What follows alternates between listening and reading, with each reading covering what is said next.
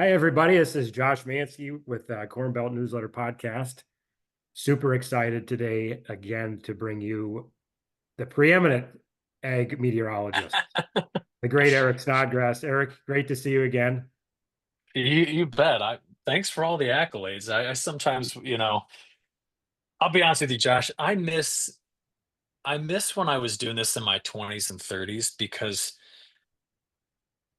I felt so confident about being able to predict whatever it is I was going to predict. I'm like, oh yeah, yeah, this is exactly how it's going to be. Let me just tell you. And the more I get into this profession and the more years I put behind me, man, it is. I sit there and people say, "Well, when are my next chances of rain?" And I like legitimately go like, "I don't know. Like I don't know. Maybe it's Saturday." I was just talking to a guy on Twitter this morning. He's in Western Illinois. They had a little bit of rain in Western Illinois, like a tenth of an inch. And I said, "All right, how do you do?" He's like, "Yeah, when's my next chance?" I'm like, "Listen, there's hope of a front this Saturday. I think it's going to get you some rainfall." He's like, "All right, I got to get all this harvest done because I don't want any rain to mess this up." And I'm like, "Okay, but I do miss the confidence I used to have. But hey, we're here talking again about weather and ag, especially in the Midwest, and it'd be kind of fun to dig into where we think this is going. We love you for it. We love you for it. And the gray hair looks I good on you appreciate too, by the way. it. Oh my. Well, Eric, let's dig into a little bit of a recap of the growing season that we just have kind of gone through, and combines are running full force at the moment. So let's get into that a little bit. Yeah. So here's what I would tell folks, okay? Let's look at this. I'm going to show you something here. You just brought this up. Let me share my screen real quick. I want you to see, let's go to this website. It's called Climate at a Glance. And we go to the Climate at a Glance website. Let's do by region, do a regional time series. There we go. I'm going to choose the primary corn and soybean belt. Did I scroll past it? No, there it is down there. Primary corn and soybean belt. It's area weighted. I want total precip, and I want to look at the 3 months ending in August. Perfect. Now let's drop a trend on this because I want to see how things have been going since I was born, which was 1980. So what we're going to look at here is this. There you go. So this is June, July, August, primary corn and soybean belt, total precipitation. And since 1980, okay, you can see that there is a slight upward trend, but the variability is pretty high. Last time we had mega drought, I'm talking mega drought though, was 2012, as you can see here. So the question I always have is what's driving this upward trend? Because it's legitimate, it's statistically significant. And what are the odds of it happening every summer?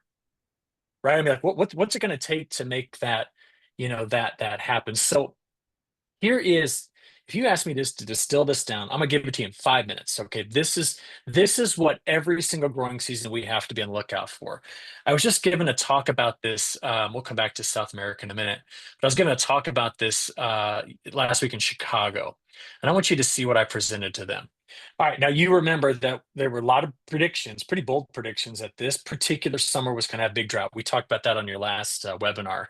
And so I stitched together some slides as to why that was the case. Now, there's a guy in your state, Ellen Taylor, famous meteorologist, climatologist, have a tremendous amount of respect for this guy. He was using like solar cycles and all sorts of stuff to come up with a prediction, pretty bold, of a massive 2025 drought. Now, this is just my opinion based on my research. Drought's not cyclical. Okay, so I wish it was, man. If drought was cyclical, this podcast would last 30 seconds. You'd call me up, Eric, when's the next drought? I would just say it's coming on this date. I'd hang up and go back to my, beachfront property in the island that I own, right? But it's more difficult than that. So we did know a few things, right? We knew that last fall it was as dry as it is this fall. In fact, more dry. This is how the soil moisture at 40 centimeters or 16 inches looked last fall. Okay.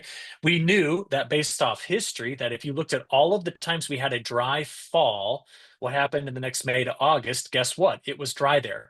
How often? 60% of the time. So not every time, but 6 and 10 did that. And if you look down here, this is one of our big dust storms that came out of Kansas back in April. I mean, we were like, "Holy cow! Is this really happening? What's going on?" Because in March and April, man, the atmosphere was teasing us that it was going to be rough.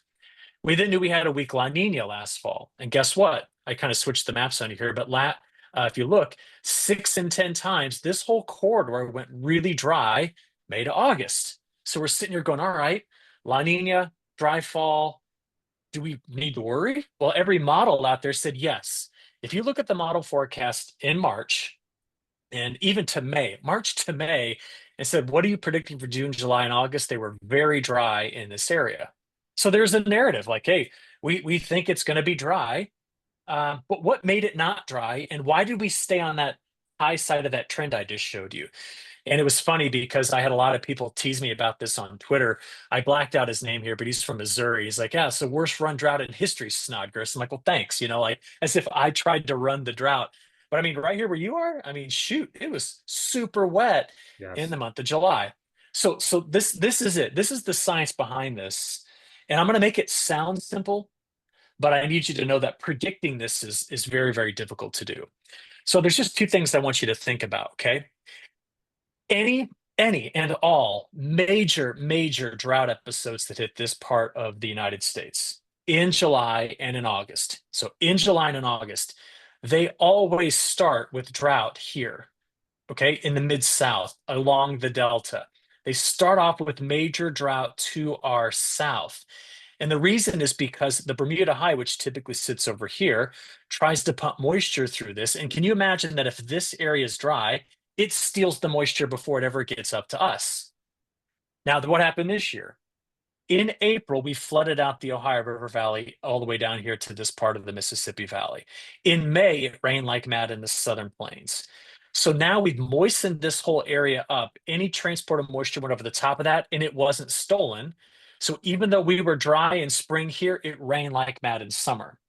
Now, real quick, the drought we found ourselves in, I say we, mainly Illinois and Missouri and Indiana, also Kentucky and Tennessee. I'm not this whole area. Okay, the drought we found ourselves in late this year, 2025. Where did it start? It started here first.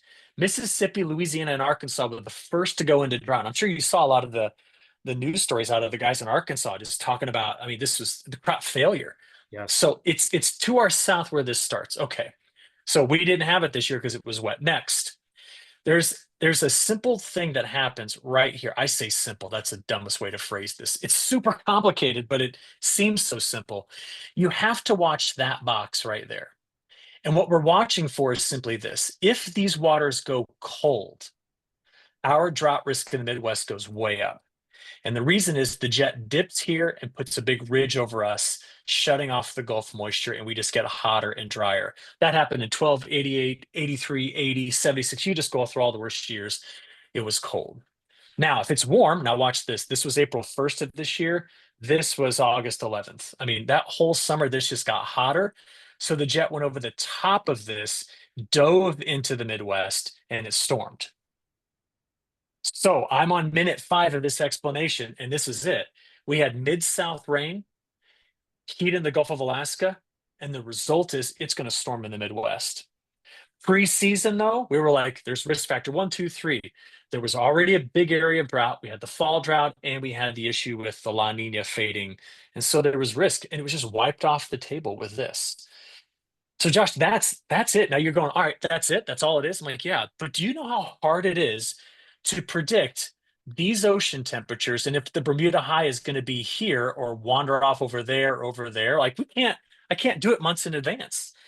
But when it starts to happen, everybody reacts in an instant to it happening. And that was the trick from this past year. So let me show you this. I'm going to skip over something to make this well, here, shoot, I'll just show you. This is where the Bermuda High was all summer. Look at that, pumping in the moisture until August 1st. Okay. Here's a quick lesson. On our worst yielding years, the Bermuda High was where I put all these black H's. See, I was nowhere near Bermuda.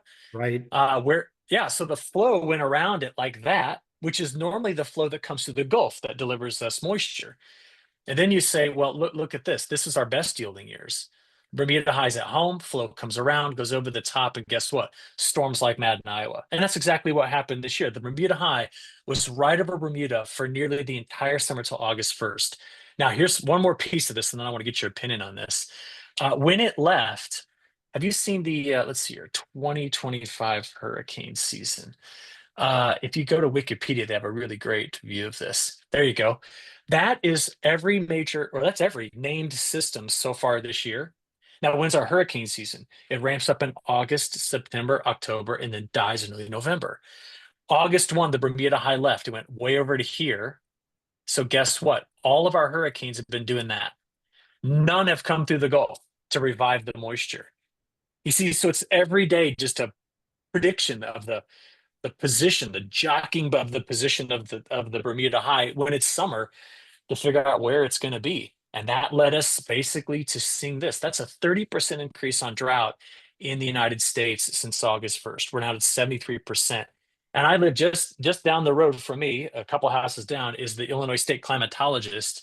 And I completely told him, yes, this is smart. Go at the D3 to D4 drought inside that area because we are bone dry outside here, and our growers are feeling it. Wow. So that's your lesson. What do you think? So that Bermuda High, Eric, sat where it needed to, along with those warmer temperatures off of Alaska. Yeah. So that's the perfect storm. So did the Bermuda High move into an area that, so I mean, to me, it seems like that the Bermuda High comes in. What would have happened had you had cooler temperatures off of Alaska? Would you have had moderate rainfall? Oh, I'm just curious. no. The perfect storm is the Bermuda High moving where it needed to, dumping rain down in Mississippi and Louisiana, Arkansas, and then having Right. those temperatures in the Gulf of Alaska or Hmm. south of Alaska to come in and to create the perfect storm. Yeah, so let me show you this. Let's go to Earth. That's what I want to go to. So this is kind of a look at our winds right now, but I want to go back in time. Let me go back. I don't know, let's go back to shoot. Let's just see what was happening on April 13th. Okay. So if we play this forward, oh, perfect. Look at this thing. So this is April. Now, we were still in the midst of deep low pressure systems dragging fronts, okay? But this whole area was all the Bermuda High. It just extended. So just this running up of moisture. And as we went later and later, in fact, let's just fast forward it to, let's go from April to May. This was going on May 14th.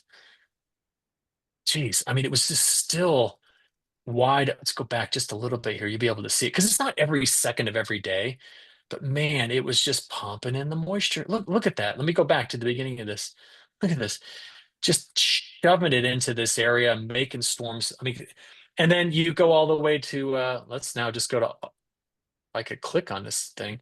Let's go to August 11th, and it's just gone. And the Bermuda High is in this particular day is way over here, stopping all of that good moisture transport. I mean, so that's really what it is. Now, the bigger idea behind all of this is if you get into the month of July, let's just go have a look at July. Let's just go back 1 month, and I'm going to step you up in the atmosphere. There you go. This is what was going on in July. The flow, you mentioned it, the cold in Alaska. Look, it goes south of that, runs over the top. Now, 1, 2, 3. These are all little waves that are running from the northwest to the southeast, just lifting the air in through here, making it storm like mad. And that underneath all of this, the Bermuda High is pumping moisture. So these little wiggles are the shortwave troughs that initiate the rising motion in the atmosphere. And that's what we got. That's what we had all summer long until we got into August and everything just kind of faded off and left. So yeah, it's if you're talking about summer, that's what it is. It's just watching for the flow to come out of the northwest like this to kick off those storms. So Eric, at the beginning of August, did the temperatures off of Alaska change and the Bermuda High left? Is that what They happened? did, but Or did the Bermuda High just leave and then that just took all the events and now all of a sudden we're dry? it's a little more complicated than that. Okay, but that's okay. There's another big thing that happened in August. Amateur weather person on the other side of this Well, but Zoom. the Alaska temperatures were a part of this. So what happened in August? Okay, so look at the line right here on this graph. So there's the zero line right in the middle, and I've kind of circled August 1st. This is a map showing global atmospheric angular momentum. Now, I'm sorry, that's a big long term that just says how fast is the atmosphere moving with respect to the Earth. So the Earth is rotating, the atmosphere is a fluid rotating on top of it, and it lost all of its momentum in August, late August. It left it lower than average in September, and even into October, it's just been terrible. So what's going on here is that when the Alaskan temperature gradient goes away, there's no reason for the jet stream to be fast. There's just no contrast. There's no temperature contrast to make it happen.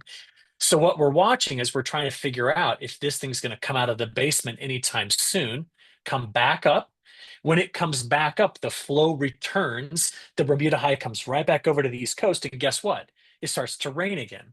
So we've been looking at this closely, and this is one of the ways by which we forecast it. So this is the tail end of that graph I just showed you. Right now, October 13th, the momentum's low, but notice by the time we get into the third week of the month, it comes back up toward average. And so as you pointed out, let me see where I had this up here in these slides. I know I have it up here. There we go. As you pointed out, look what it's doing. We're getting a little bit of heat back in Alaska, but this is now what's restoring the flow. It's cold here. So the jet's going to dip south of that and run right through there, opening up the Gulf, and it's going to start to storm. I actually might get some severe weather this weekend down here in the mid-south out of this pattern. It's going to wake itself back up and finally get moving. But it's as you said, you've got to have contrast in temperature to make this occur. And over summer, it was just hot everywhere and really hot in through here. I mean, don't forget in summer, in Indianapolis, for example, they had an extra 20, I think it was 25 nights plus compared to average where the overnight low was greater than 70.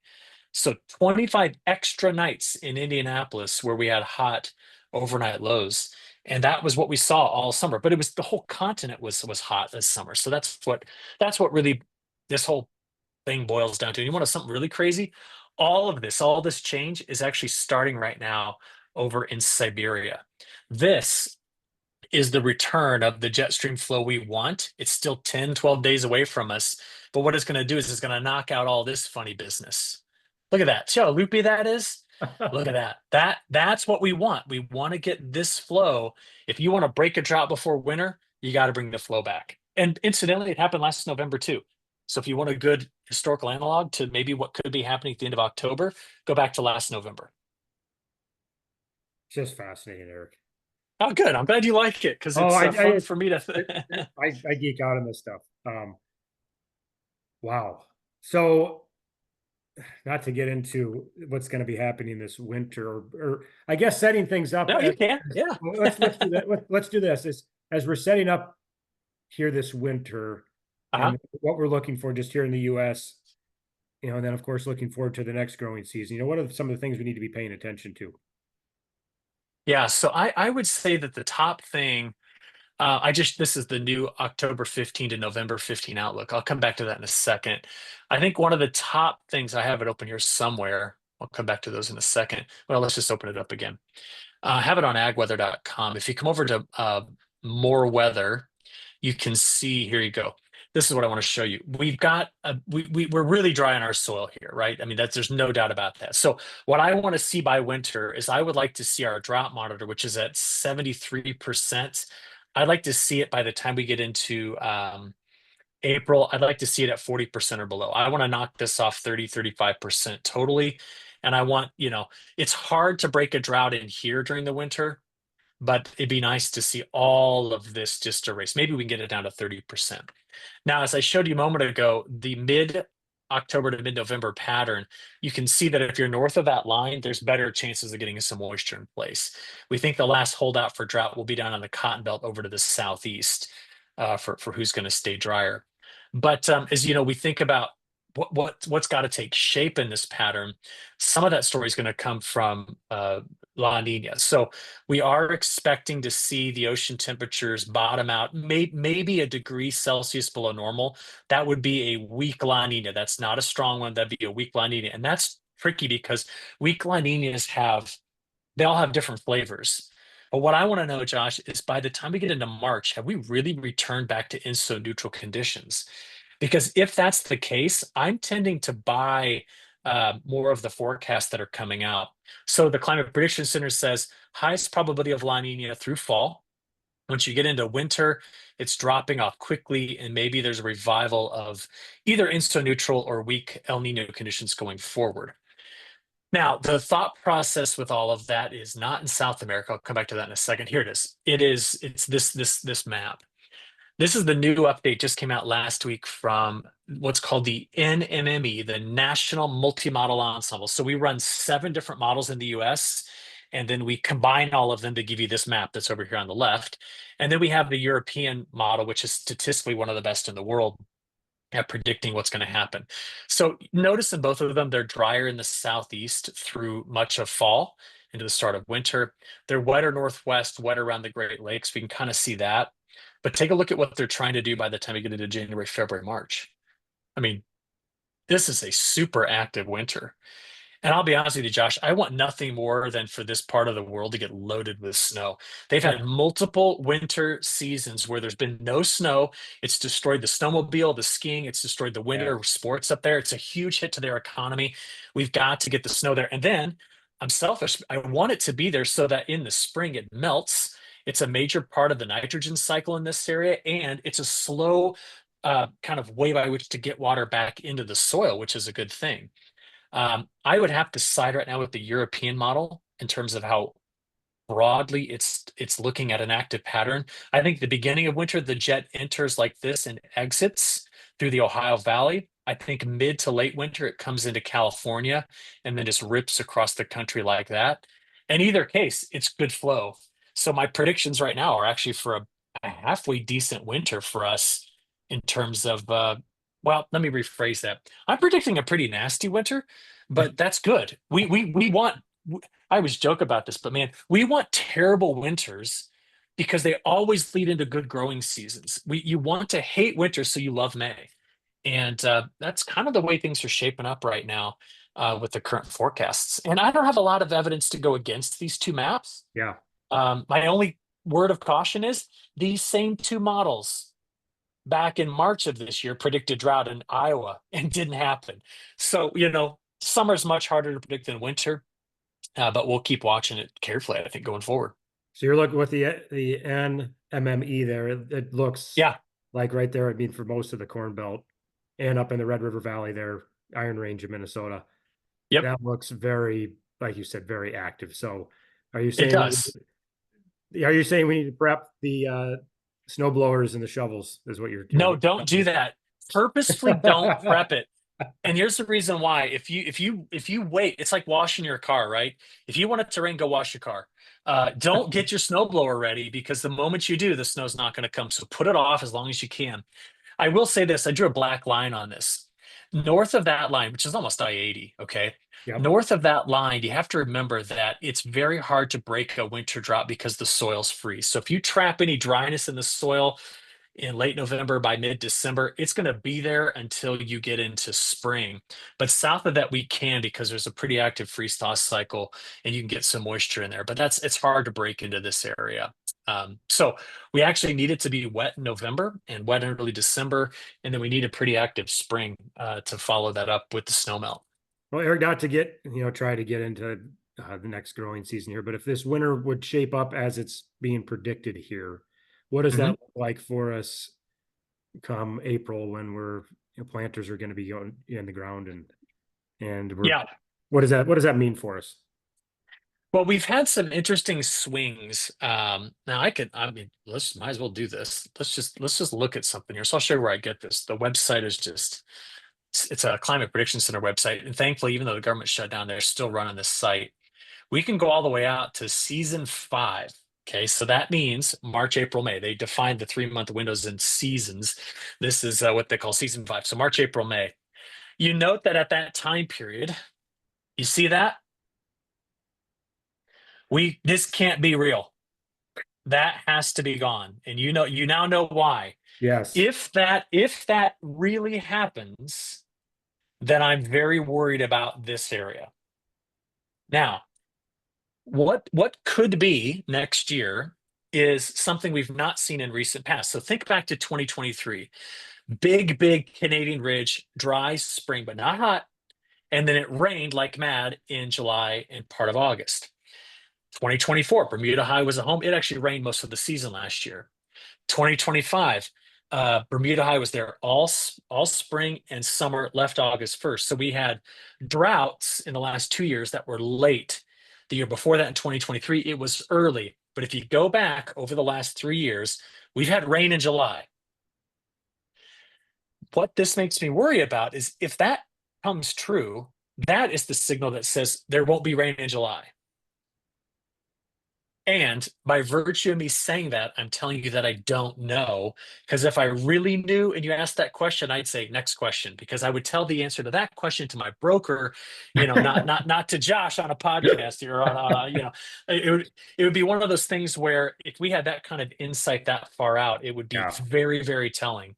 Yeah. But you do know this, if this area, okay, shows up dry and the water temperatures here are cold, then that is the double whammy effect for giving us July drought. And just to show you right now, let's go back. The season 5 global sea surface temperatures, I mean, they're pretty warm in through here, but they're near normal in that area. So there's a couple of things that are just saying, hey, 2026 isn't off the hook yet. But I have to take you back to where we started all of this. Don't forget, seasonally and on a longer term trend, it's pretty rare that we have mega droughts in the midsection of the country over the last, 50 years. I mean, honestly, you could go back and say 1976, 1983, 1988. Apparently it was dry. Oh, really hot and dry. 91. I remember that one. Then there's 2011 into 2012. And then 2020, where's 2022 or 2002?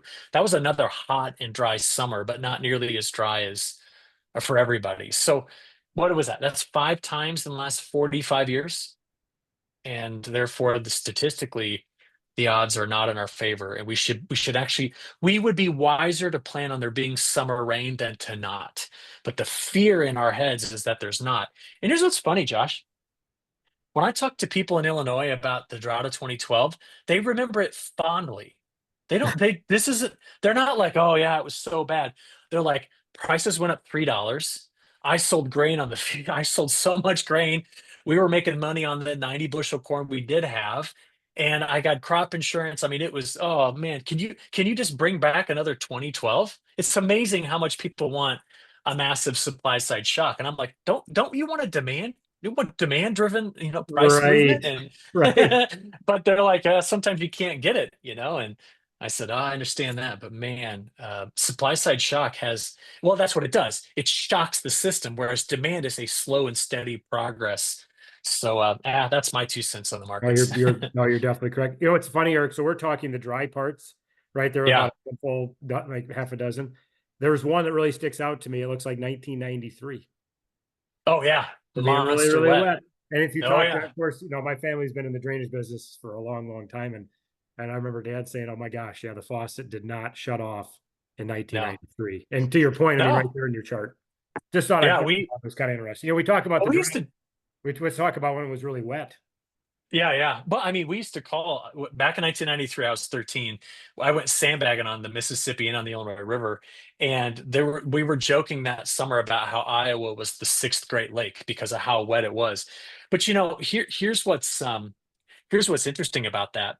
Let me show you a couple things. I'm just going to draw on this map. I know it's the drought monitor, but just ignore it. I'm going to draw on it. You know what happened in 1993? The Bermuda High, which normally sits here, went over to Atlanta. And the Pacific High, which normally sits there, went into almost through Alberta into Saskatchewan. So it was sitting here and it was sitting there. So the flow around, let's get those off there. Let's put I think I hit a restart there. Sorry, let me go back. Hang on 1 second. There we go. If we had a high here and a high there, the flow was coming around this like that and around this one like that. And that is where it met. And that was a stationary front. I drew those backwards, but it doesn't matter. We had a stationary front that sat here and just soaked this area for weeks and weeks and weeks.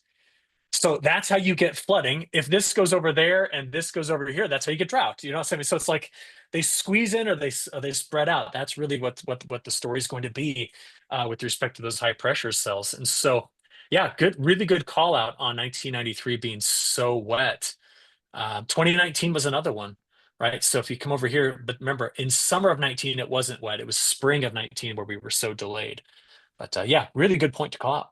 Well, we talk about the drought parts, and I think it's only fair to bring in when it gets really, really wet, what that looks like, right? Like how Yeah. rare is it for those two, highs to come that close together, right? Obviously fairly rare as indicative of Well, I this. mean, Last time they did it was like when it flooded, what, 1929 or 28? That was when the Mississippi was its big flood. I mean, that's really the only other time in history where I could say they just squeezed in on the upper Midwest and soaked it. So yeah, good. It's a good point to call. Just just fascinating. I love this. The one thing with you, Eric, you've got all the fun charts. Like this is something that most of us, actually, I'd say almost all of us would not know it existed, but we're so much better off for having it. I mean, it just gives us the historical data right there, right? Yep, it's a good site. Okay, Eric, let's get into, we had Southern rust that just Oh yeah. was just terrible. I mean, that's been reports from, by fellow farmers that I've been talking to. It's hammered 30, 40, 50 bushel in spots. And then the guys who went out and sprayed twice for fungicide saw a major benefit with it. But let's kind of get into what happened. Well, I I was think just people pulling find this that up. fascinating. What was the deal here? So there was no doubt about it. We had good southern winds all summer, even into when it got dry in fall. We still had winds out of the south. But look at your southern rust map. I'm sure this is one you've stared at quite a bit. I mean, it's just, I mean, there's counties everywhere. So I've been asked for a number of years to try to figure this out. Like, what makes some years huge on fungus like this, mold, all sorts of stuff. And they're like, well, is it just the wind? Is it just advecting this up? And I finally sat back this year and I said, listen, we have southerly winds every summer. So that's always there. It's something happens when it gets to this part of the world that either allows it to thrive or allows it to die. And we think, based off of what I can research about this kind of stuff, is that it has to do with how good of an incubation time period does it have and how wet is it? And if you think back, it just seems like so long ago, but April and May were cool. I mean, I went to the Indy 500, which is at the end of May, and I was wearing a coat, not a coat, but a jacket because it was 50 some odd degrees with a 10-mile-an-hour north wind. That's actually a cool spring, cool wet spring, turns out is good for the incubation of some of the spores early. Now, the second part is when you get into summer, it's all about humidity. So we started working on something new, and I want to show it to you here. This is going to come out. We're releasing a pro version of agweather.com, which has a whole lot more tools. But I'll be honest with you, because I have to pay the money to get access to all the data, we're like, oh, shoot, we don't have to charge somebody because I can't afford this website anymore. It's going to be cheap. I think like $7 a month, but you'll be able to access stuff like this. Well, you've got Now, such great data for everybody. The agwx.com. It's such a great website for everybody yeah, to use. please For use all of us it. in agriculture, it's awesome. Yeah, we're adding to it. October and November are going to be big months to put new stuff on. I'm pretty excited. Nutrient is like full force behind me doing this, so I'm glad that they like it. But anyway, what I did was I went in here and we're going to look at something called leaf wetness hours. Okay, so I made a calculation based off of the hourly humidity, which is observed, the number of times it rained, and so this is temperature, dew point, and moisture in the atmosphere. And what we tried to do is we tried to infer from that how many hours since April 1st would a leaf surface have water on it, which we know is perfect. And I kind of jokingly told you before we started recording, but I learned this in a big way with my truck. Back in July, I didn't know it. I parked it, didn't have to drive it much in July. I have a Ram 1500 and my rear third brake light seal went bad and it leaked water into the back. And then it got really hot and it just was perfect environment, hot and humid to grow mold in the cab of my truck. And I scrubbed that thing. I bombed it. I did everything I could to get it out. Thank God it's clean now. But the lesson I learned is this: leaf wetness hours. Now, you look, I've got 10 years worth of data on this. But the year I want you to see is the darkest line, which is this year. We were not way above average back in May and June. But if you notice, starting in June and getting into July, the slope took that year up faster than most of the other years in the data set. And if you want to compare it to a dry year, I made this so you can turn off years. So I'm going to turn them all off. And then I want you to see 2025 by itself. Now, what I think is more important to this line is to find its slope or its first derivative.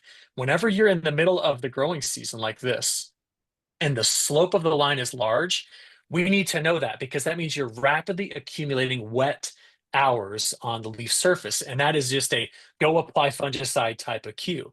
Now, compared to 2023, when we had drought in spring, I mean, it's just nothing down here. So as you mentioned before we started recording, you had guys that did double application of fungicide, and they did not take the hit that the rest of us took on yield because they were basically hedging their risk against the fungicide growth because of where it was. Now, you got to remember, you need to come into this and be able to cut off the end of it and say, oh, it's July 15th. Do I make that decision? Right. That's a hard and see. We're looking at it all in retrospective, and I've never missed what we call a hindcast, right? But I think it will be important in any given year just to go, man, look, not only are we near the top of the envelope of years, but we're going up quickly. And if you can make that decision, boy, that'll be a good one to make in Well, that'd be terms a of great tool to assessing have. this.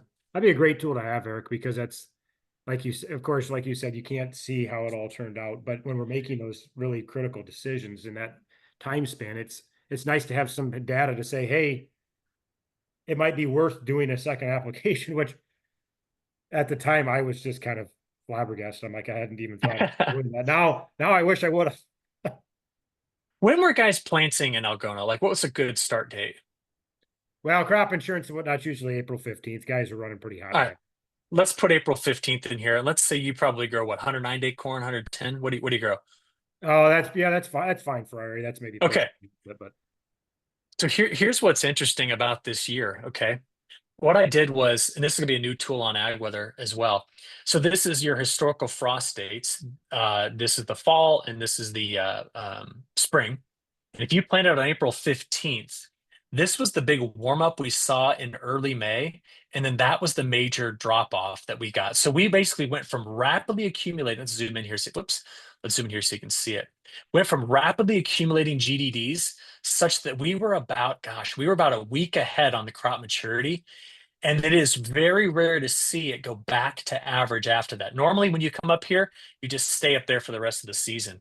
So that tells you how cold it was in June to make that perfect incubation. Then, if you kind of look at this, starting in late June, we got hot again. In fact, I can scroll down here and show you this was the big warm up that happened in June, taking our temperatures up. And here's the warm up we just endured in August and September. And the whole while, if you look at your preset, this is nuts. If you're curious how much water was on that crop, planted on April 15th. Look, we had a little dry stretch in May, a little dry stretch to start June, and then starting in July, it just went way above average. wow. And so even though you've been dry for a while, you're still, right now at 28 inches on the crop season, when average would be something like 23. So you're 5.5 inches above average in Algona, which is just, good place to check in. And so, yeah, these are some of the other tools we're going to be putting on the Ag Weather website that I hope just give folks perspective in their live. They run throughout the season. So you can kind of keep an eye on it. So Hey, should that we was talk about South America, by the with way? before we get to South America real quick, Eric. So that was the perfect storm for Southern rust. Was Yes. the southerly winds, but also the moisture that was there to make that incubation period within the because I mean it hammered us. Yeah. Yep. I mean, I'm in Champaign County right here, and that's all guys are talking about too.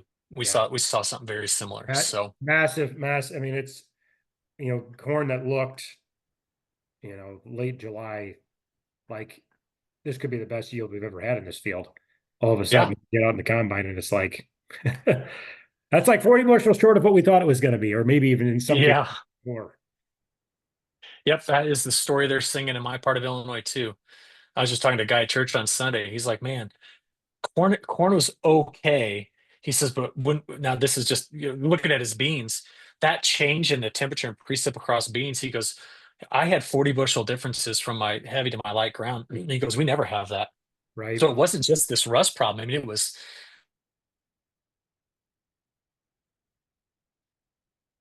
Oh, did we lose you for a second, Eric?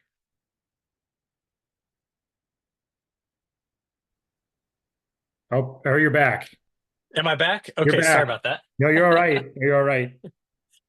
Who knows? Let's get into Brazil and Argentina, Eric. This is obviously now, I mean, this is what we're going to be focusing on, of course, with Sure.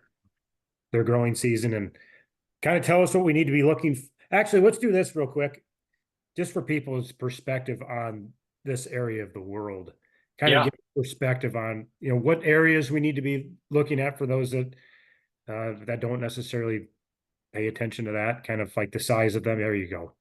Like what areas of Brazil and Argentina we need to be looking at. Oh, there you go. This is perfect. Yeah, yeah, it's huge. First of all, if we think South America is not a big growing area, it's massive. I relate to some states to get an idea about it. So what we're going to watch most carefully is kind of three regions. This area through here, I'm just going to broadly call this Cerrado.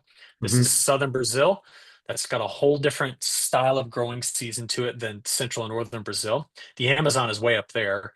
And then you have this area, which is down into Argentina, which includes like Buenos Aires over toward Cordoba and up towards Santa Fe. There's like a triangle down here that you have to watch.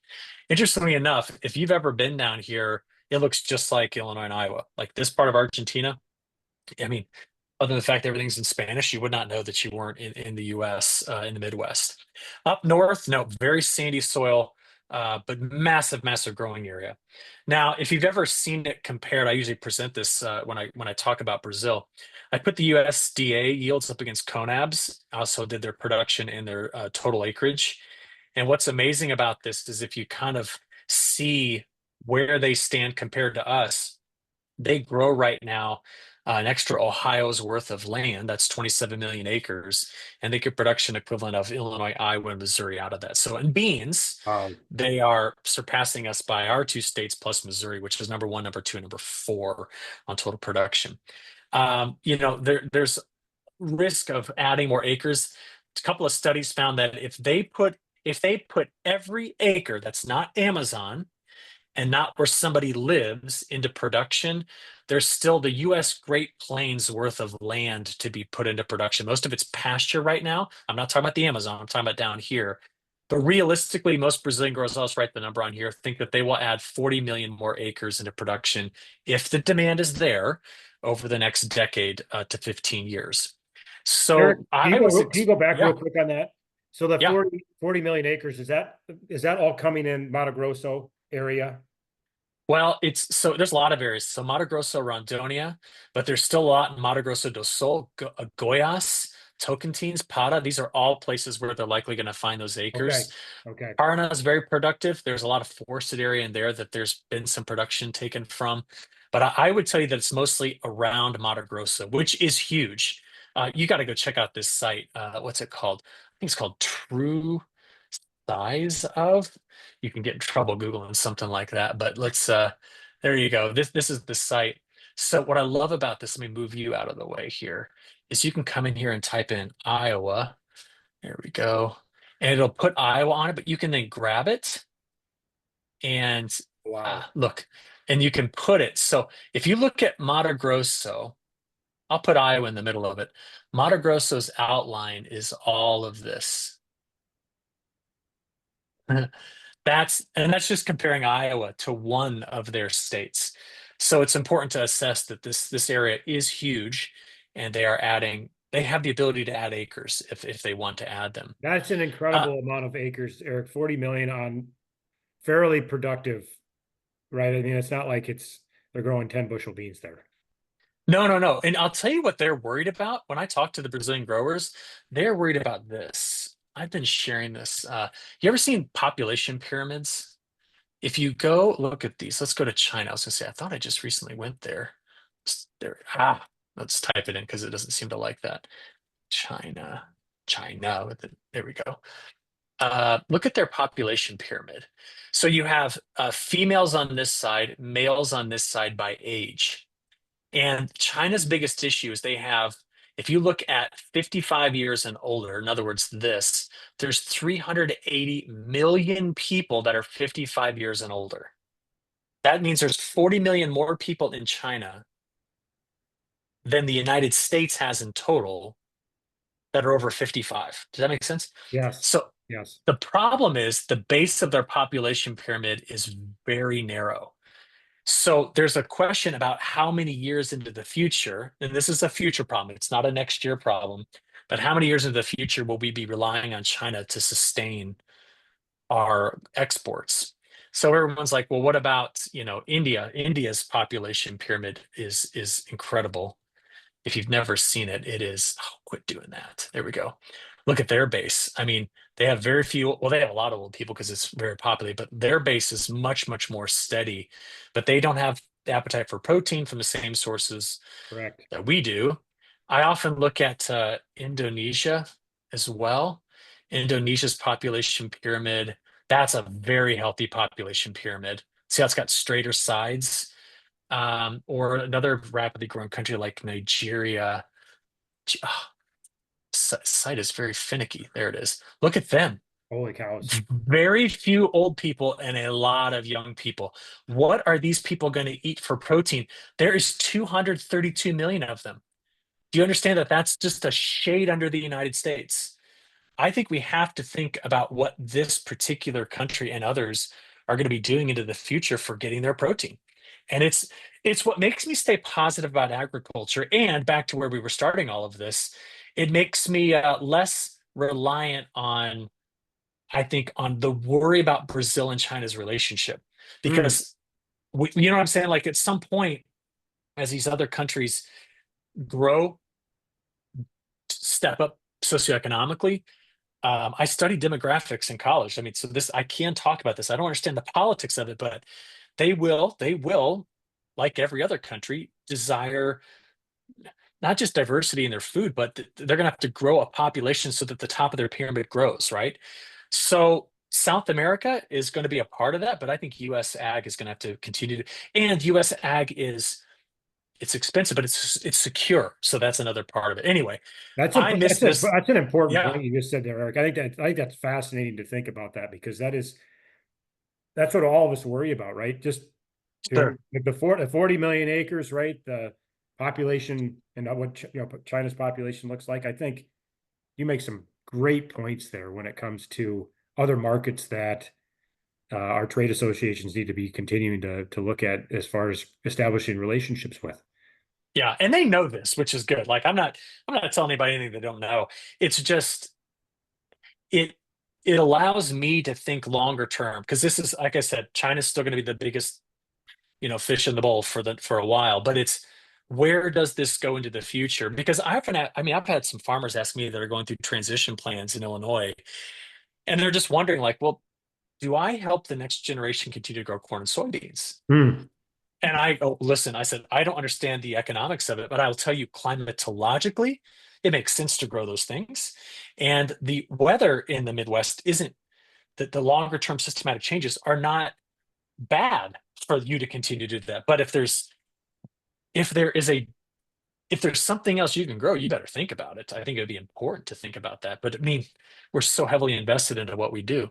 Right. But so's Brazil, and maybe to get to this, I'll tell you, Brazil. I thought that this week, when we got these numbers out on Friday, they'd be at 30%. I thought they would have. I thought they'd stay. If you notice, they're moving along here, but they weren't. They're at 21%. They're still above the 5-year average by what 4%. But I thought they were going to keep going along pretty quickly. Eric, If you why don't look you, at the four, for yeah, folks who don't know what we're talking about per se with Safrina, yeah. why don't you explain that just real quick? Yeah, so this is actually first crop soybeans. And what we're looking at here is, Brazil technically has 3 growing seasons. They have a dry season that is our summer, their winter. And then usually in October, November, the monsoonal rains come back up. So they typically plant their largest crop of beans first.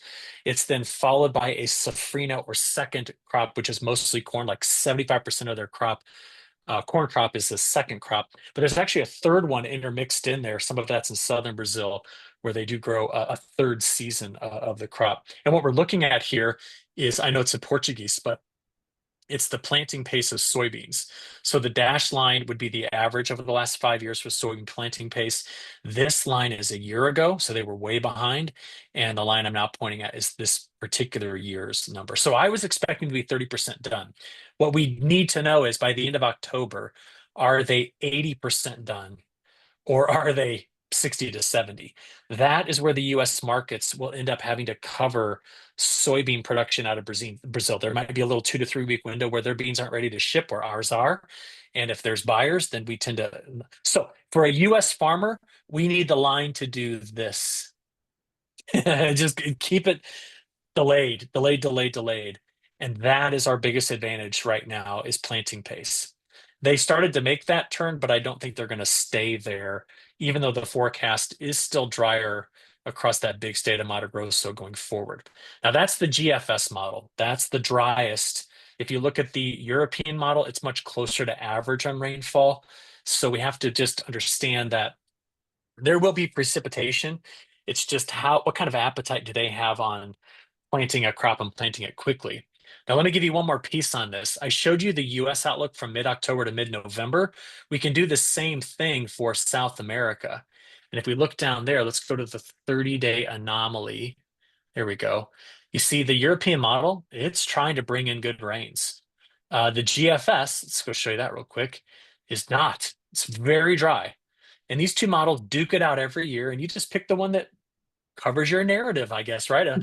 So if I'm really long in soybeans for some reason, I'm like, go GFS. If I'm short, I'm like, bring on the euro. And the reality is that I think reality will be somewhere in between. Okay. And it's been a long time since we've seen a major crop failure in Brazil. And I could argue that a crop failure in Mato Grosso is even if they got half their normal rainfall, which would kill a crop in Iowa, but if they got half the normal rainfall in Mato Grosso, that's still averaging 2 inches a week. I mean, it's a tropical climate. It just rains. Yep.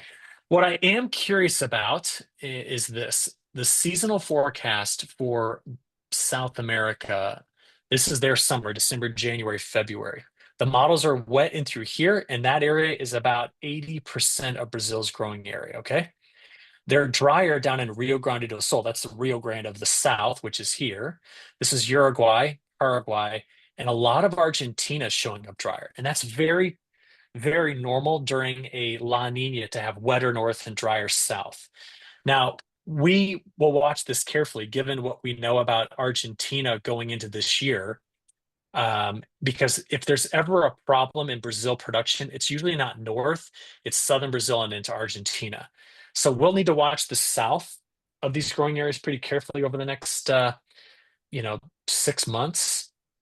But at this stage, knowing that they're going to increase acreage, it's hard for Brazil to not have a top three largest crop, even if there is problems, because they're just going to out acre their problem. So not a very bullish outlook per se because of the acres, even because they are behind right now. I mean, even if that pace continues, you don't think, I mean, they're still going to produce a decent crop regardless, I just because of the acres they have. Yep, I'll tell you what you want. Okay, so if let's pretend no Brazilian is listening right now. Okay, what we want, what we would want in the United States. Now remember, Nutrien has business down there, so this is not what I or Nutrien wants. We would want them to have a problem getting the crop planted here, and then we would want to flood this area out all the way through summer, all the way through February. That's their summer, because then they would not be able to get the bean crop out on time after it went in late. They'd have a lower quality crop. If we could have that happen at the same time that this is Santa Catarina and Rio Grande do Sul and Argentina had drought. So in other words, it was super wet here and super dry down there. Then we would have enough of a weather story that the US markets will begin to trade it, and it will likely put a whole lot of pressure on soybean acres in the United States next year. But don't forget, this also means that the safrinha corn crop goes in late too. And if it goes in late, then that could mean that we could have problems with their crop not being able to finish before the dry season begins next April, which, just like we saw in Illinois this August, it took the top end of the yield off, which could set the United States up for a good year. Right. If we have all of that happen, and we have some sort of positive talk on the trade war, and we see a acreage reduction in the United States, and we see meteorologists talking about drought problems for next year in the United States, hey, I think we could move the markets up based on those things alone. But it's almost always a sequence of events that can really get the markets to move in a direction on over a sustainable time period, if you will. So that's a lot of ifs, man, which is why Right. most days I wake up and I just go, well, I can if my way into the future, or I can look at what we've got now and make a more reasonable assessment. So I would not be bullish on production I Probably would be. so, I'm Argentina. sorry, I would not be. Yeah, I think the problem is going to be south. I would not be bullish in the market on it just because from purely a supply standpoint, that's the only Yeah. thing I understand. Yep. Purely a supply standpoint, they'll probably hit a good number this year. Yeah. Yeah. No, it's there's a lot of things that would have to line up for us, it seems like, Eric, on that front. Yeah, Although yeah, they, I think. they are behind in planting progress. So I mean they're not starting off on a very good foot. Well, it's tricky because they're they're still ahead by 4%, but that drop off is what concerns me. So that I wonder if these beans, because how hot and dry it just was, I wonder if these beans are going to have to be replanted because of poor germination. Hmm. But they do that every year. That is a that's not abnormal to them. Interesting. Yeah, That it'd be fun to watch, but Eric, anything else that we need to be watching there in South America? Well, we've kind of touched on most of it, but anything else that you're really trying to pay attention to or in the weeds on? I I think those are the big things in South America. I would like to understand a bit more what the current administration and the deals they've kind of worked out with Argentina could mean. That may be something to think about, but that's outside my expertise. I mean, I just something I want to think about and try to Yeah. figure out. But I don't know.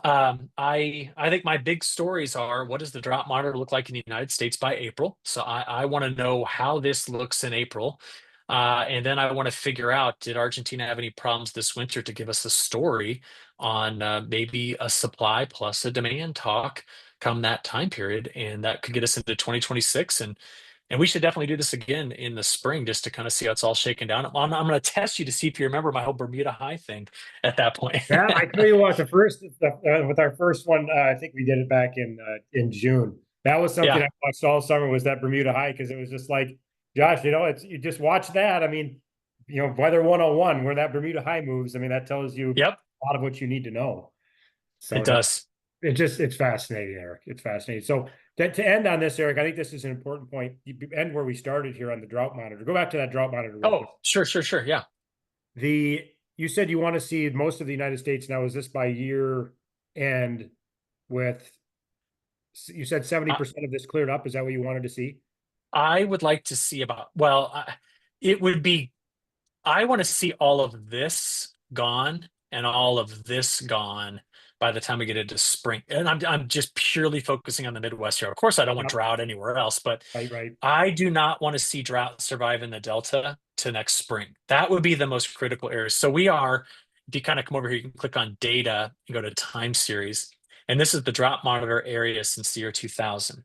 So if I just zoom in on the end of it here, okay, if you look, our drought was, we were down to 43%, 45, 44% in August. We are now up to 73%.